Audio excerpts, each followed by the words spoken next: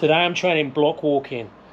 So I'm keeping it nice and simple, just going up and down on the block, picking a straddle position, trying to make it as clean as possible. Now if you don't have block walking or you haven't done it before, grab hold of some blocks, hold them like this, like you're going to throw them. So 2 or 3 fingers around the top. You could use yoga blocks instead. They're not quite so good because you tend to tip a little bit forwards, but you can do the same thing and have your hand like flat there, so I'm not gripping with these fingers. But ideally, use handstand blocks. If you make your own handstand blocks, just make them high enough so your fingers don't touch the floor there. That's really annoying if that happens. Then obviously learn just to handstand on them first. So your normal 2-arm basics, go through straddle, go through tuck if you have it. Transitions, just get really comfortable on them. You can do these drills up against the wall as well, but normally they'd be used at more of an intermediate level, so you'd have a freestanding handstand already. Then once you've got that, I'd learn to hold this position. So 1 hand on the block, 1 hand on the floor. Just get comfortable there. Don't worry too much about weight shift or anything. Once you've got that comfortable, then we're going to think about loading the hand that's on the floor. I'm trying to keep my right shoulder in towards the midline. And then when you feel that left block go light, get that out of the way, get to 2 hands.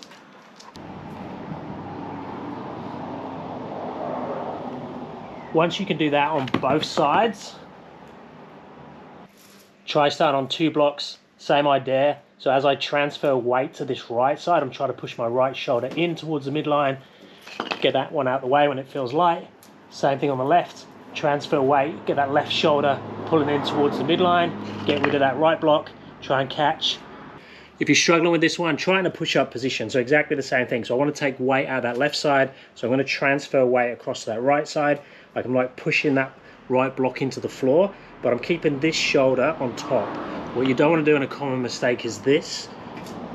Because as soon as you lift up from this hand, you're going to collapse that way. So as I transfer weight across, I'm actually pulling this shoulder in. So this hand becomes light, move it out of the way, fingertips come down to floor. Same thing on this side, transfer weight, but push the shoulder this way towards the midline. This one becomes light, get that out of the way, fingertips to the floor.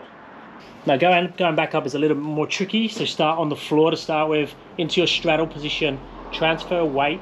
I'd start with your good side, so my right side is my good side, shoulder pushed into midline, go up onto fingertips.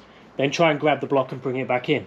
So notice when I'm doing this, I'm always working in the same position with my hands. The temptation is to do this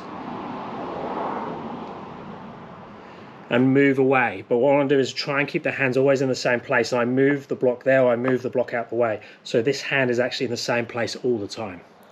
Then do the fun side, which is much harder. Same thing, try and get that left shoulder in while you go up onto fingertips, transfer the weight, grab hold of the block, bring it back in, show control.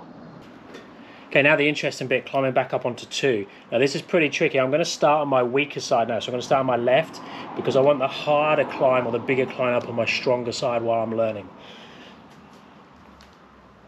So we start on that 2-arm handstand, go to straddle, push that left shoulder into the midline as I go up onto fingertip and transfer the weight. Bring that block into the middle, up. That's the hard push, up now. Then I can bring that block in, show control, come back into your handstand and come back down. Then it's just a case of linking it all together and just playing with it. Now normally most people are going to start this before they have a 1-arm handstand, so it's not going to look clean, you're going to fall out a lot, but that's why I like it. You're more thinking about the blocks and the play instead of the technique. So it's good to do that when you're doing all your 1-arm technique work, where you're being really very strict. Use this as play, use this as like some strength work if you can learn to pull yourself around on that block.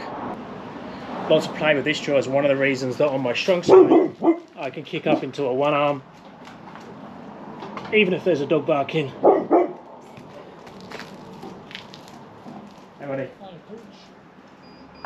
Now once you have 1 down, you can even go to 2 blocks high. I can get 3 blocks on a good day. Today I failed. I'll blame COVID for that. I'm day 4 or 5 of COVID.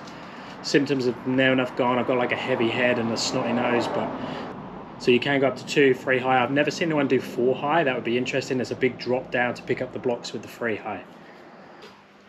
Okay, another fun block drill is to have a helper. So I've got Elodie helping me today. I'm going to go up onto fingertips, and then she's going to place a block in where the left one is. Oh, she picked a big block. I wasn't ready for that. Okay, then she's going to come around the other side, do the same thing on the other side. Right, let's make this one a bit fancier. Okay, and then you go down there, and then she keeps doing it on either side. Now I'm not going to be able to do this side. I'm too tired. I'm going to stop there. Let me know if you have any questions. Speak to you next time. Thanks, guys.